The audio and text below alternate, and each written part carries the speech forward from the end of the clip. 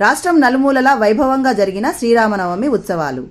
జగిత్యాల జిల్లా కోరుట్ల మండలం చిన్నమెట్పల్లి గ్రామంలో శ్రీరామనవమి సందర్భంగా స్థానిక శ్రీ అభయాంజనేయ స్వామి దేవాలయంలో సీతారాముల కళ్యాణం ఘనంగా జరిగింది.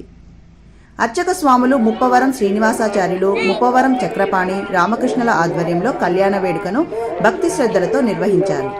వేద మంత్రాలతో జరిగిన ఈ కళ్యాణ వేడుకలో దేవాలయ కమిటీతో పాటు స్థానిక పెద్దలు, భక్తులు పెద్ద ఎత్తున పాల్గొన్నారు.